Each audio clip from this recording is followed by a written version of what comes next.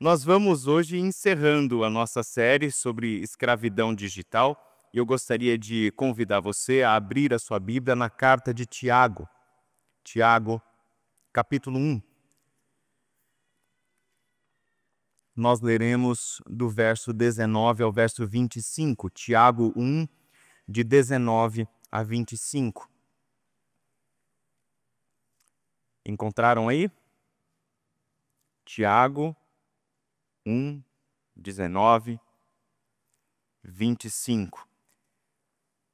A palavra do Senhor diz assim: Meus amados irmãos, tenham isto em mente. Sejam todos prontos para ouvir, tardios para falar e tardios para irar-se, pois a ira do homem não produz a justiça de Deus.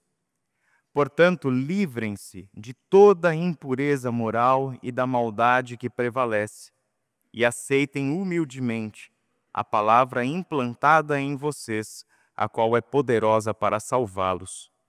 Sejam praticantes da palavra e não apenas ouvintes, enganando a vocês mesmos.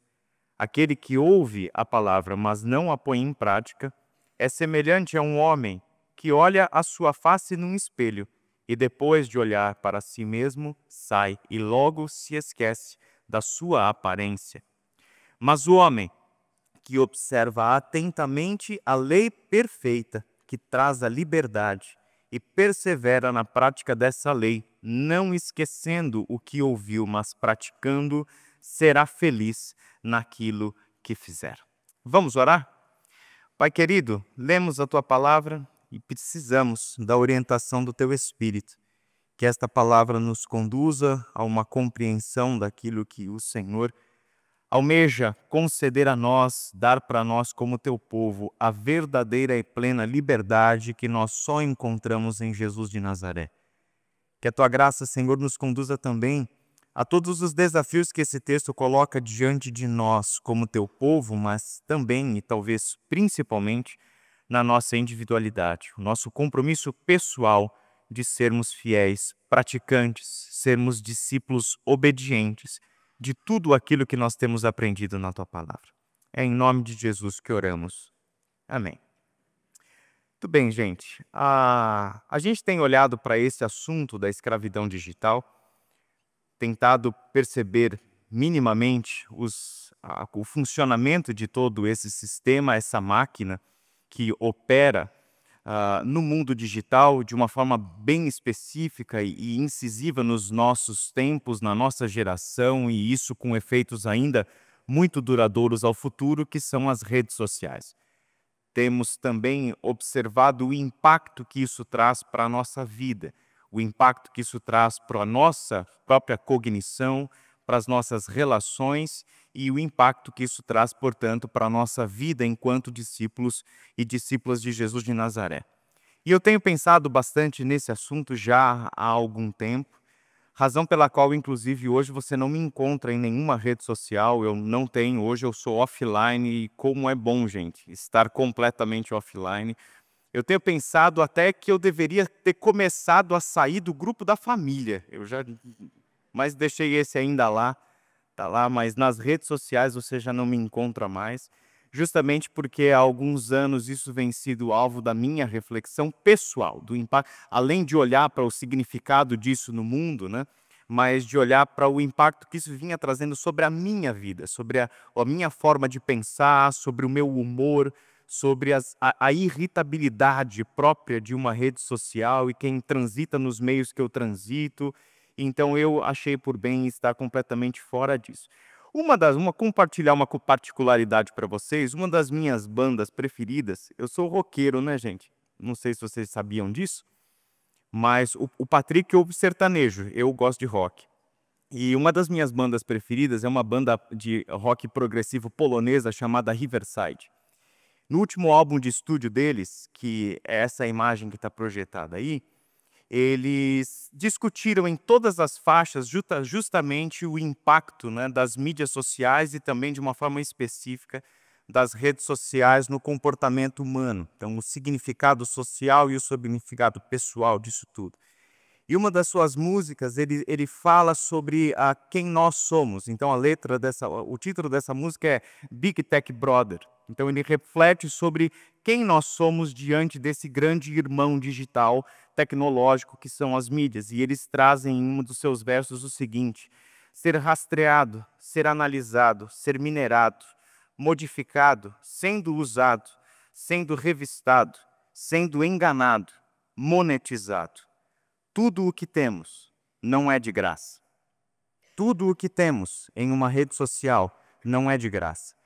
E é interessante você pensar que as redes sociais, de tudo que você tem num Facebook, num Instagram, num X, etc., você não paga uma mensalidade para estar ali, né? Você não tem custo para ser um usuário das redes sociais. Você não paga nada e dá a sensação de que a tua presença ali é gratuita, de que eles não te cobram nada. Eles não te cobram nada porque você é o produto, porque eles vivem de você.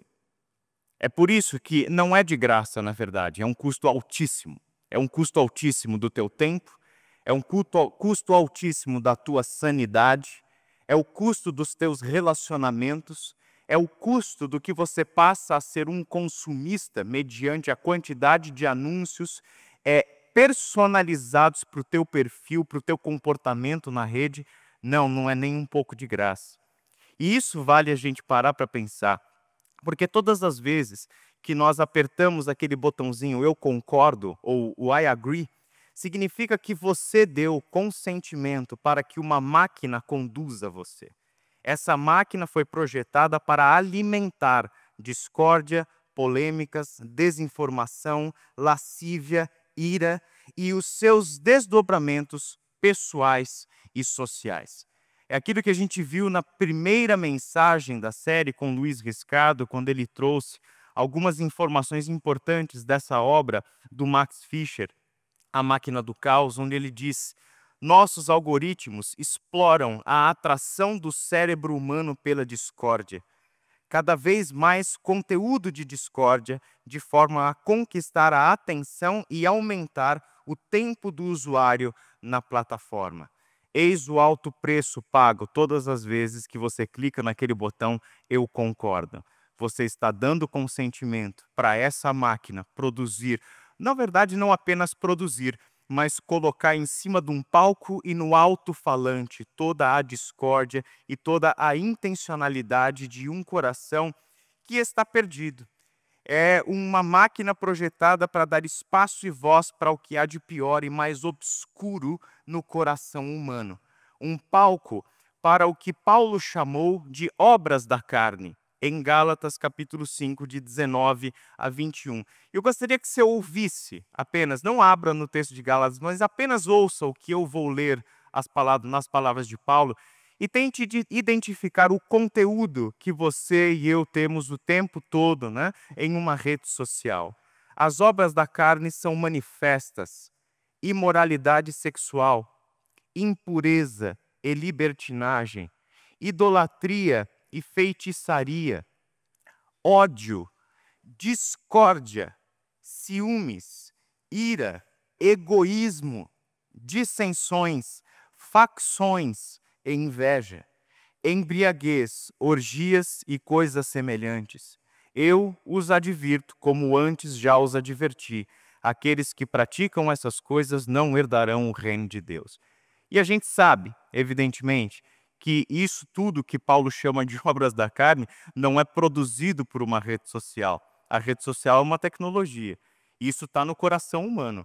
A rede social apenas colocou no palco, sob fortes holofotes e com potentes microfones, a individualidade de cada coração humano para publicar tudo isso que lá nas Escrituras, no texto do Evangelho, nas palavras de Paulo, é considerado como obras da carne, isso é, obras de um coração que não pertence a Deus, que está separado de Deus, agindo por conta própria, em rebelião contra Deus, e este coração é capaz de produzir todas essas coisas.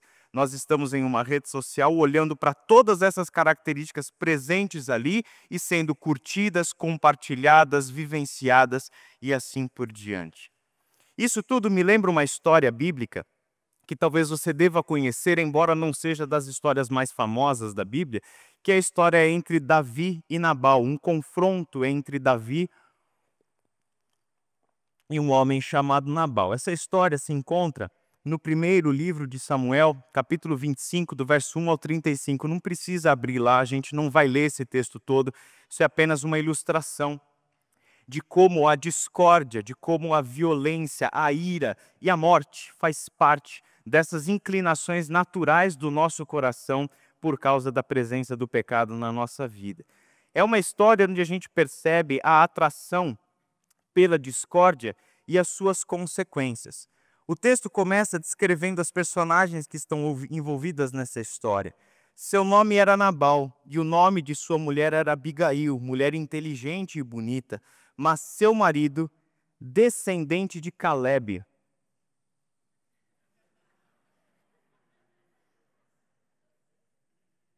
era rude e mau. Como a gente viu, a internet é só uma ferramenta. Ela pode ser usada para o bem ou para o mal. Tem muita coisa boa lá. E uma das coisas interessantes é que eu pedi para a internet ver para mim uma imagem de Nabal. E eu achei fantástico, porque ela me deu uma fotografia. Em princípio, eu fiquei duvidando dessa imagem, porque no tempo não tinha fotografia, né? Mas depois eu vi, se está na internet é verdade, né, gente? Só pode ser verdade, né? E eu fiquei olhando essa imagem e eu falei, é familiar, né? É familiar, mas eu não consegui discernir o porquê que eu achei que era familiar o descendente de Nabal. Mas enfim, deixando isso de lado, existe uma história onde é um duelo entre dois egos feridos. Davi, com seus 400 homens, é foragido de Saul. É alguém que ainda não é rei de Israel e, na verdade, está em fase, em anos da sua vida, lutando para se preservar, lutando para sustentar sua vida, e um monte de gente, descrito pelo texto bíblico como pessoas desocupadas, pessoas de má índole, acabaram se juntando a Davi porque também eram desconfortáveis quanto ao governo de Saul e tinham algum interesse em estar próximo de Davi. É como se Davi, mesmo não sendo rei, tivesse ali um exército pessoal na companhia dele. E este Davi, chegando em um determinado período, próximo das propriedades, porque o texto fala que Nabal era um homem muito rico, um homem que tinha muitas propriedades, tinha muitos animais assim, e ele estava tosqueando as suas ovelhas com todos os seus pastores ali naquela região. Davi encontrou um desses pastores e pediu a esses pastores que levassem, na verdade ele enviou os seus mensageiros a Nabal, pedindo que Nabal trouxesse para ele algumas provisões. E ele lembrou Nabal o seguinte, olha, enquanto nós estivemos com os seus pastores, nada de mal aconteceu a eles, nada de mal aconteceu aos seus rebanhos, pelo contrário, nós os protegemos, fomos, né, servimos ali de uma certa apoio para os seus pastores e tal. Então traga isso à memória, Nabal, e compartilhe conosco o que você puder compartilhar conosco nesse período de festividades que eles estavam vivendo em Israel. E Nabal, por alguma razão, responde aos mensageiros de Davi, quem é esse Davi? E ele responde de uma forma brutal, de uma forma tola, né? Imprudente, responde isso para um homem armado na companhia de 400 homens armados. E responde dessa forma. Davi, quando recebe essa mensagem dos seus companheiros, ele não pensa duas vezes. Ele desembanha a espada e fala para os seus homens, se prepara para a guerra, porque a gente vai lá e vai matar Nabal e todo mundo da casa de Nabal. E aí começa essa tensão. Um dos servos que tinha, os servos de Nabal, funcionários de Nabal, que tinham visto toda essa situação, essa discórdia entre os dois, correu para Abigail e conversou com Abigail sobre essa cena. Mas aí a história já estava montada num palco onde, inevitavelmente, haveria um derramamento de sangue, um banho de sangue, onde Davi, com seus 400 homens, iria para cima da casa de Nabal, iria matar Nabal e todos os homens, todos do sexo masculino da casa de Nabal. É uma história onde a gente vê as ações movidas pela imprudência de Nabal e pela impulsividade de Davi. O cenário de discórdia que havia sido montado era um cenário para a violência e, nesse caso específico, um cenário montado para a morte. Como que essa história termina, a gente vê depois. Mas eu gostaria de pensar o seguinte: quem somos nós diante dos poderes que atuam no mundo e em nosso próprio coração? Quantos de nós já não perceberam dentro de nós mesmos e nas nossas ações a presença da mesma impulsividade de Davi, da mesma imprudência de Nabal? Quantos de nós já não nos vimos falando coisas, reagimos a coisas, fazendo coisas contra nós mesmos ou contra as pessoas, movidos por desejo desse coração que Paulo descreveu como obras da carne? Quantas vezes nós mesmos, como seres humanos e como cristãos e cristãs, já não nos envergonhamos das nossas próprias ações imprudentes e impulsivas? Isso está dentro de nós. Quem somos nós também, olhando para fora, diante do poder das grandes empresas que controlam esse mundo digital? O que fazer dentro desta realidade, onde dentro do nosso coração existe um desejo contrário à vontade de Deus?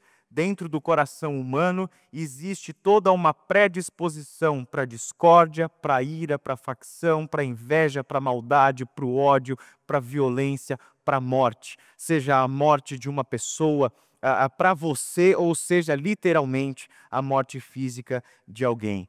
No texto de Tiago, nós encontramos alguns chamados práticos que o Evangelho nos dá. Chamados para que a gente saia desse palco de montagem de discórdia. Chamados para que a gente deixe de participar desta realidade tão comum desde os tempos bíblicos, mais potencializada nos nossos dias.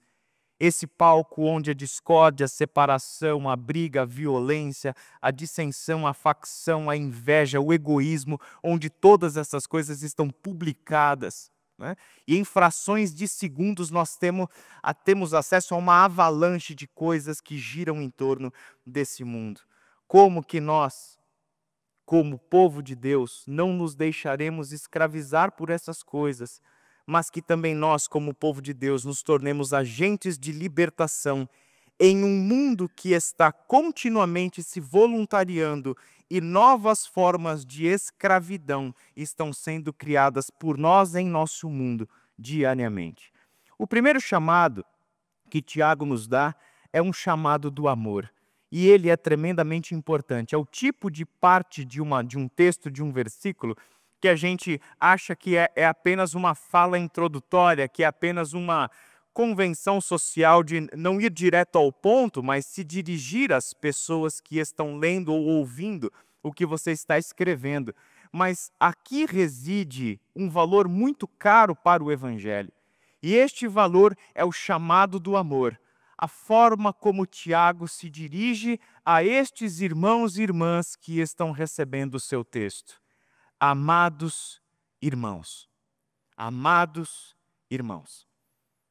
Quando Tiago usa a palavra amados, ele está se referindo ao amor que nós temos em Cristo Jesus.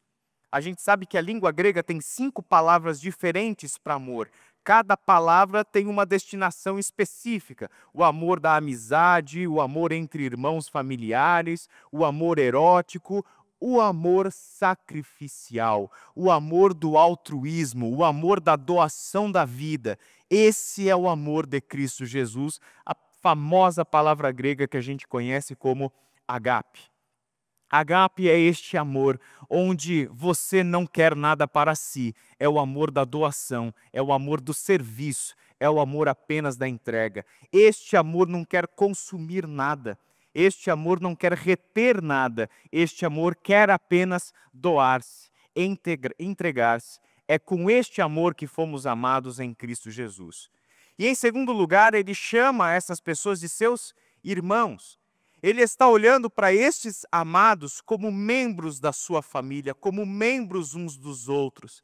Ele está olhando como um irmão, olhando para os demais irmãos e trazendo para perto a consciência familiar dessas pessoas. Vocês são membros uns dos outros. Vocês não são apenas indivíduos participando de um culto religioso. Vocês não são apenas pessoas que estão unidas por um ideal comum. Não, por causa deste amor, vocês são irmãos uns dos outros. E nós somos a família de Deus. Razão pela qual, quando fomos batizados, recebemos um novo nome.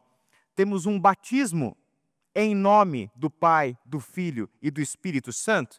E este é o batismo na nova família, onde essa pessoa é incluída. Portanto, amados irmãos, é um chamado do amor, é um chamado para consciência familiar, é um chamado para entendermos e vivermos uma realidade onde nós somos membros uns dos outros e fazemos parte desta família, que não é de ninguém menos do que o próprio Deus, comprada em Cristo Jesus. O texto segue com um chamado da prudência. O texto diz: sejam todos, ou seja, amados irmãos, sejam todos prontos para ouvir, tardios para falar e tardios para irar-se, pois a ira do homem não produz a justiça de Deus. A forma como Tiago constrói o seu texto todo, sua carta toda, é muito próxima daqueles conselhos que a gente lê no livro de Provérbios.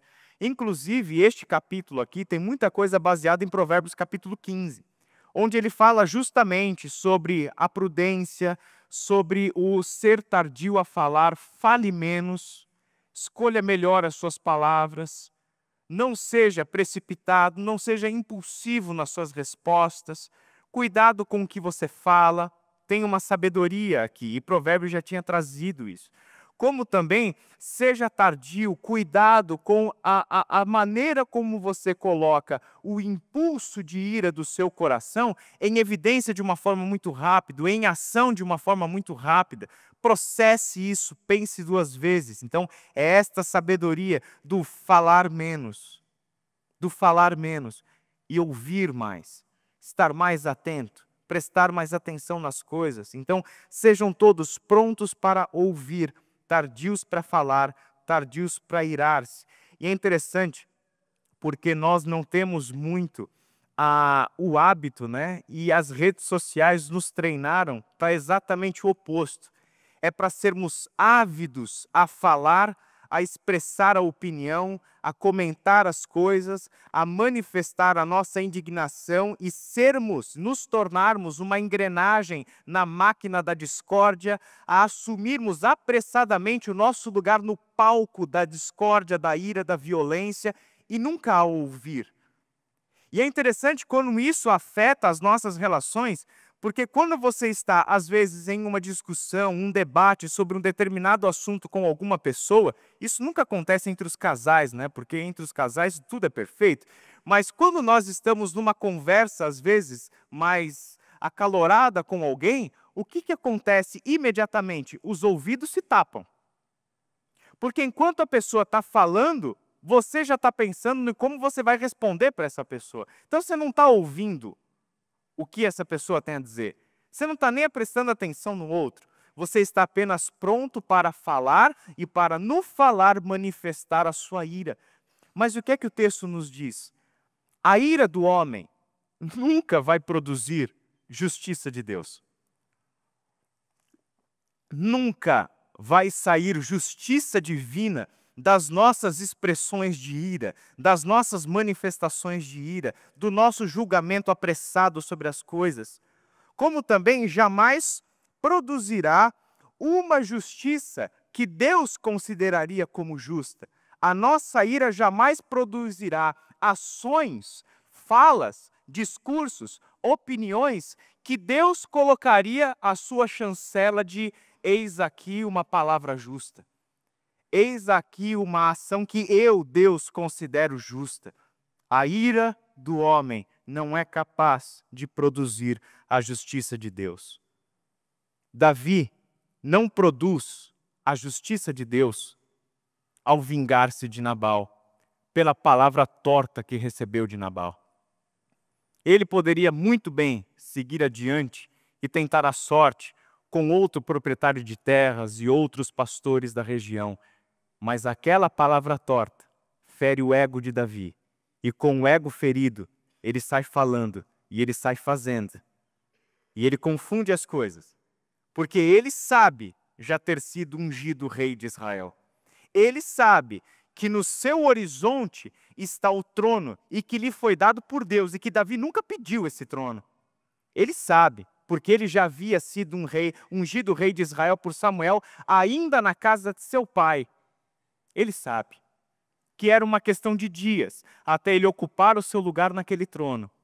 Mas ele colocaria tudo a perder, porque o seu ego havia sido ferido por um tolo. A ira de Davi e a resposta dele não iria produzir a justiça de Deus. O terceiro chamado desse texto é a santidade. Portanto, livrem-se de toda a impureza moral e da maldade que prevalece e aceitem humildemente a palavra implantada em vocês, a qual é poderosa para salvá-los. Qual é o nosso... Aonde deveria estar a nossa atenção nestes dias turbulentos que nós estamos vivendo, onde já não é mais possível pensar o mundo, pensar a vida, a realidade, as relações, o trabalho, a propaganda, a política, sem que isso tudo esteja dentro do mundo digital, das redes sociais e assim por diante. O nosso lugar é ouvindo um chamado de Deus para uma vida santa, para sermos como Ele é. Para deixarmos de contemplar tudo aquilo que é contrário a Deus, as obras da carne manifestas neste mundo, e passarmos a observar quem é o nosso Deus. O chamado bíblico para a santidade é para que sejamos santos como Deus é santo. E para sermos santos como Deus é santo, nós precisamos contemplá-lo. Nós precisamos prestar atenção em Deus. Nós precisamos gastar, sim, tempo diário da nossa agenda contemplando o nosso Deus, se quisermos cumprir este imperativo que a Escritura deixa para nós: sejam santos como eu sou santo. A santidade nesse texto é descrita como este processo de nos livrarmos, de tirarmos da frente tudo que é impureza moral e maldade. É exatamente o mesmo verbo que a carta aos Hebreus utiliza lá no capítulo 14, no capítulo 12, quando fala para que nós nos livremos de todo o peso do pecado que nos atrapalha, que nos torna lentos, que nos torna vagarosos. Livrem-se de todo o excesso que você tem de bagagem nessas costas e que está impedindo que você corra em direção ao alvo que é Cristo Jesus. Liberte-se disso. Lança isso fora. É aquilo que Jesus falou: se você está vendo que a sua mão direita está te levando para o inferno, te faz pecar, arranca ela e joga fora. Se o teu olho te faz pecar, arranca e joga fora, porque é melhor entrar no reino de Deus sem os olhos do que ir para com o corpo todo ao inferno.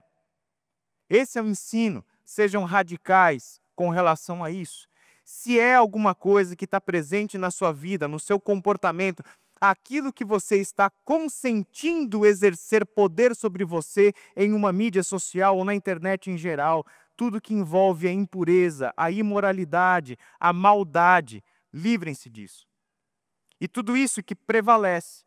E faz o quê ao se livrar disso? Aceitem humildemente a palavra que foi implantada em vocês, a qual é poderosa para salvá-los. Que palavra é essa, Tiago? De que palavra você está falando? A palavra do Evangelho de Cristo Jesus.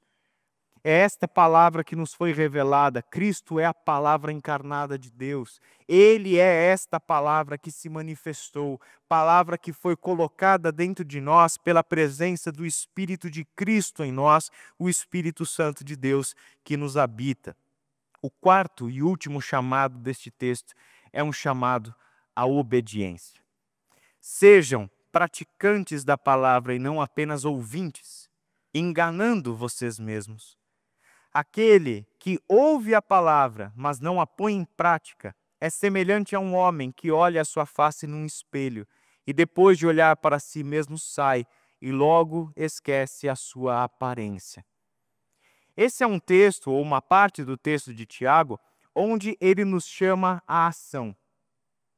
O implantar, o receber humildemente esta palavra que foi implantada em nós, significa também estarmos continuamente expostos a esta palavra. Como cristãos, sabemos que a palavra de Deus é a palavra encarnada em Cristo Jesus. E sabemos quem é Cristo Jesus por meio da Bíblia, o texto sagrado. Contemplamos o nosso Deus Santo por meio de tudo o que a Bíblia nos fala sobre o Deus Santo. Logo, a Escritura é sempre este objeto, este instrumento de Deus para moldar a nossa mente e o nosso coração segundo a vontade do nosso Deus. Só que tem um ponto de auto-engano. Qual que é o auto-engano? É o ler a Escritura, conhecer as histórias da Bíblia, saber te falar quem é Jesus, quem é Deus, ou até mesmo ser muito bom em teologia, mas não viver isso, não obedecer isso, não praticar tudo aquilo que a gente tem aprendido na Escritura. Quando a gente olha para o mundo das redes sociais, a gente vê muitos teólogos, pastores, etc. E essa é uma das maiores atrocidades que a gente pode perceber. Pessoas que se colocam como porta-vozes da verdade, pessoas que falam de Deus, que falam das Escrituras, que defendem as suas escolas doutrinárias, mas a forma como se comportam na rede social é com base na discórdia, na ira, na difamação, na facção, na inveja, no egoísmo. Que sentido isso tem? É o conhecer sem praticar, é o conhecer sem viver. Porque a forma como você se porta, a sua conduta, é precisamente o ponto prático de colocarmos em ação toda a palavra que nós temos aprendido e assimilado. Por isso que o chamado ao Evangelho não é um chamado para encher a sua cabeça de informação divina. É um chamado para uma vida que está continuamente obedecendo a tudo aquilo que diariamente estamos aprendendo na palavra de Deus. E esse é o ponto. Sejam praticantes da palavra e não apenas ouvintes. Porque se você viver desse jeito, você pode estar dentro de uma igreja, você pode ter anos de igreja, você pode ter uma quilometragem como um cristão evangélico brasileiro. Mas isso é só auto-engano, se essa palavra não for praticada. Se essa palavra não for vivida, se essa palavra não for obedecida. Aquele que ouve a palavra, mas não a põe em prática, é semelhante a um homem que olha a sua face num espelho e depois de olhar para si mesmo sai e logo se esquece da sua aparência. Que valor esse espelho tem se ele não serve? Ou seja, ele tem a sua função, mas que valor de fato ele tem se ele é capaz apenas de nos mostrar a imagem, mas assim que eu me viro, eu já não sei mais o que eu vi. E estar diante do espelho da palavra é muito importante. Porque quando a palavra é este espelho e nós olhamos para este espelho, o que ela devolve como imagem? A realidade sobre quem nós somos. A palavra não fala só sobre Deus. Na verdade, a Bíblia fala muito mais sobre o ser humano do que sobre Deus. E quando nós estamos diante do espelho da palavra, nós estamos continuamente vendo quem nós somos. Quando eu estou lendo a história de Davi e Nabal, em parte eu me envergonho. Por quê? Porque eu me vejo agindo como Davi. Porque eu me vejo agindo como Nabal. Porque eu trago as memórias, às vezes, onde eu fui um Davi, achando que merecia ser ajudado pelos outros, esperando que era evidente que o cara ia me ajudar, e o cara nem me reconhece. O cara não está nem aí para mim. Esse golpe no ego é algo que me machuca bastante. E quantas vezes eu já agi por causa disso? Da mesma forma, Nabal, impulsivo, sem pensar as consequências, dá aquela resposta pronta, sabe? Bateu de um lado, levou do outro, sabe? Esse tipo de reação, eu não levo desaforo para casa, né? Então, quando ele dá a sua resposta, ele não está pensando nas consequências familiares disso? Ele não está pensando em quais podem ser os desdobramentos, que não só sobre a vida dele, mas sobre a vida de todas as pessoas da sua casa? Ele não está pensando o risco que ele está colocando à sua descendência por causa de um ato impulsivo, sem pensar duas vezes, sem ouvir melhor o argumento do outro, e mesmo que seja para retroceder e fazer algo que não seja o melhor para mim, por que não evitar as consequências? Quantas vezes nós nos vemos fazendo exatamente as mesmas coisas? É uma história tosca. E isso é o que mais machuca. Porque a gente é tosco igual. A gente faz as mesmas coisas. O espelho da palavra revela quem nós somos. E quando a gente deixa de olhar da palavra, a gente não pode esquecer o que a gente viu. Para a gente não se auto-enganar. E achar que, uma vez que eu percebi quem de fato eu sou, eu já estou livre. E agora eu já estou pronto. Não, não se esqueça do que você viu. Mas tem uma outra coisa que o espelho da palavra traz para nós como uma imagem.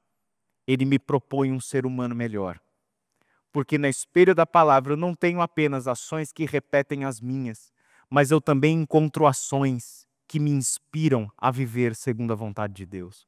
A ser mais sábio, a ser mais prudente, a ouvir mais e falar menos e me irar menos. A palavra traz tudo isso para nós. Inclusive, estas palavras consistem no ensino de Jesus no Sermão do Monte. Como é que o Sermão do Monte termina? Quem é o sábio? Quem é o prudente? É aquele que ouve as minhas palavras e as pratica.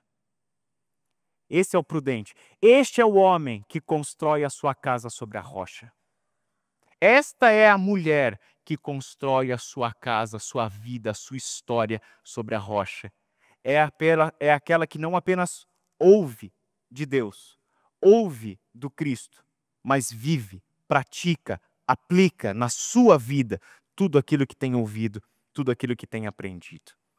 Mas o homem que observa atentamente a lei perfeita que traz a liberdade e persevera na prática dessa lei, não esquecendo o que ouviu, mas praticando, será feliz naquilo que fizer. Eu gosto demais deste texto, Tiago 1:25. Aquele, e ele começa com um mas, né? Portanto, aquele que é o homem que observa atentamente. Então, o contraponto do imprudente, o contraponto daquele que se auto-engana, o contraponto daquele que viu a sua imagem do espelho, saiu dali e logo se esqueceu do que viu. O contraponto, o que é? É aquela pessoa que observa atentamente a lei perfeita que traz a liberdade. Outro jeito de traduzir esse texto seria a lei perfeita da liberdade. É a lei da liberdade. Vamos pensar um pouquinho nisso? Observa atentamente é uma metáfora no texto original. A expressão que Tiago está usando aqui refere-se a uma pessoa que se inclina sobre um objeto.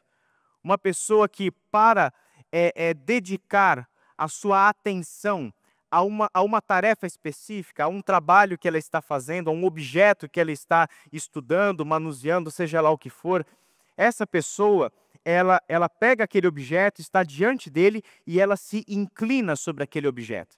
É aquela atenção de uma pessoa curvada sobre aquilo que ela está fazendo. Então, quando você vê um relojoeiro trabalhando, quando você vê um ourives trabalhando, quando você vê alguém estudando, altamente concentrado, é uma pessoa que não apenas está, numa postura normal, mas é uma pessoa que está reclinada, fisicamente reclinada sobre o seu objeto, dedicando a este objeto e a este trabalho completa da sua atenção.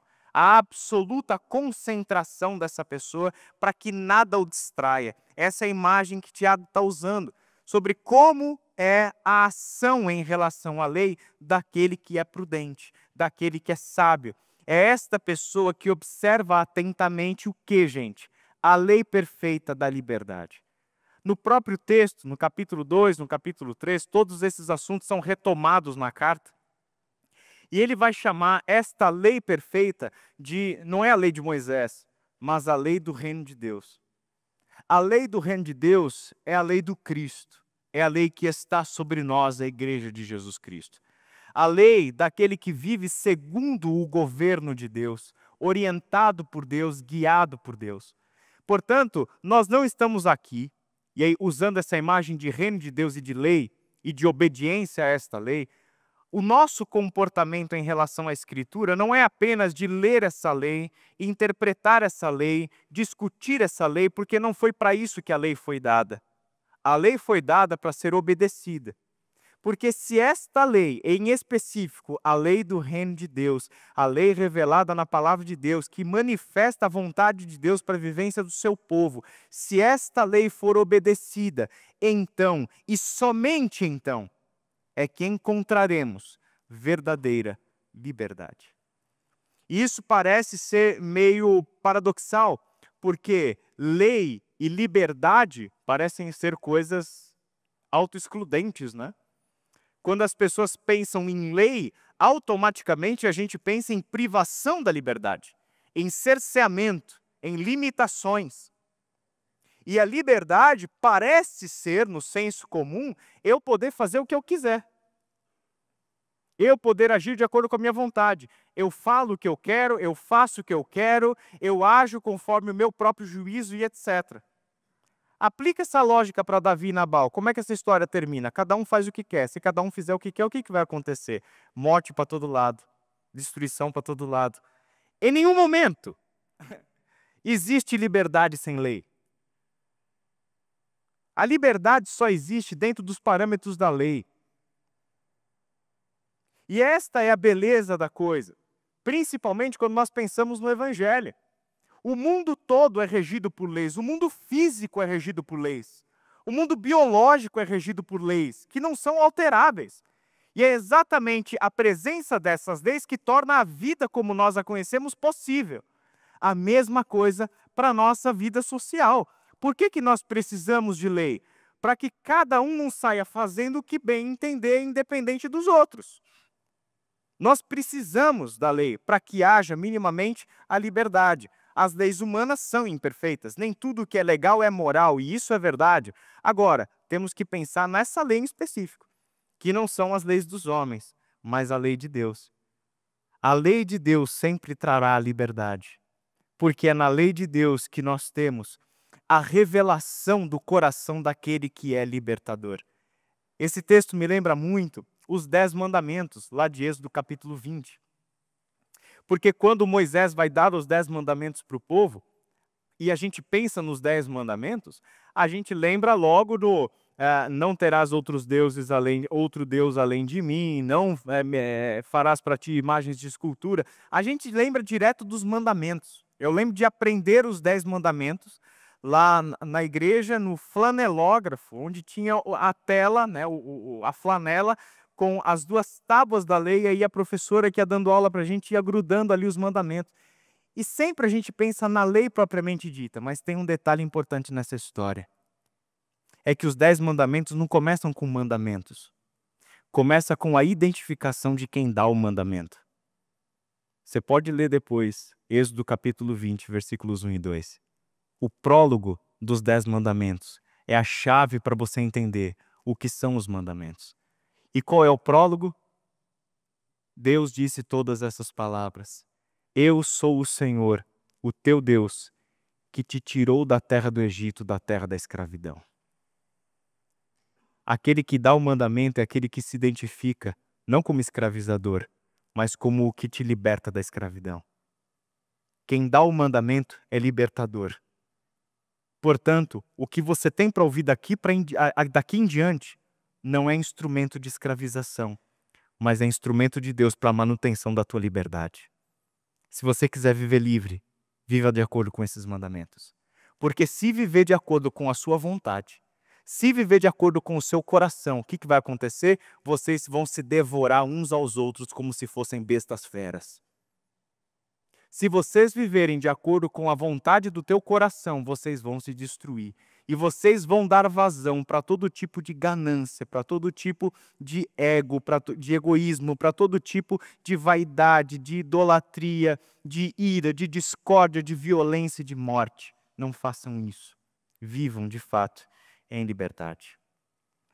Abigail, e esse é o fim da nossa história, desmonta o palco da discórdia. Com a palavra branda, com a humildade e com a sabedoria, Abigail trouxe luz para essa história. Davi disse a Abigail, depois da intervenção dela nessa história: Bendito seja o Senhor, o Deus de Israel, que hoje a enviou ao meu encontro. Seja você abençoada pelo seu bom senso e por evitar que eu hoje derramasse sangue e me vingue com minhas próprias mãos. De outro modo, juro pelo nome do Senhor, o Deus de Israel, que evitou que eu fizesse o mal a você, que, se você não tivesse vindo depressa a encontrar-me, nem um só do sexo masculino pertencente a Nabal teria sido deixado vivo ao romper do dia. Quando Abigail recebeu a notícia do servo de Nabal, o servo de Nabal fez um apelo para ela: Abigail, faça alguma coisa. Porque Davi pediu isso, Nabal respondeu desse jeito, e é impossível tratar com Nabal. Ele não ouve. Ele não ouve. Ele é um homem intratável. Ele é um homem irredutível. Abigail, faça alguma coisa. E essa mulher foi lá e fez alguma coisa. Imediatamente começou a ir atrás de provisões, fez uma lista de um monte de coisas que precisavam ser recolhidas e assim por diante, e enviou tudo isso a Davi, foi pessoalmente a Davi, desceu do seu cavalo, se prostrou diante de Davi, se humilhou perante Davi e trouxe todos os seus argumentos para que Davi ouvisse o que ela tinha a dizer. E essa foi a resposta de Davi. O que é que Abigail trouxe para o palco montado da morte? Abigail personificou a sabedoria. Ela agiu para evitar um derramamento de sangue. Ela trouxe para esse palco de briga de egos a palavra branda, a humildade. Ela trouxe reparação. Ela trouxe reconciliação. Deus quer mais do que a nossa libertação. E lembre-se disso. Ser liberto por Cristo Jesus é ser liberto para. Não é apenas ser liberto de. Sou liberto do pecado, sou liberto da morte. Não, não é só isso. É libertação para. A libertação, quando Deus é o seu agente, ela tem um propósito. Nós somos livres para trazer para este mundo de trevas, luz. Mundo de morte, vida. Nós, povo que ouve e atende o chamado do amor, o chamado da prudência, o chamado da santidade, o chamado da obediência. Somos povos que verdadeiramente libertos conduzem este mundo à palavra da libertação. Libertos por Cristo, não montam e não atuam em palcos de discórdia.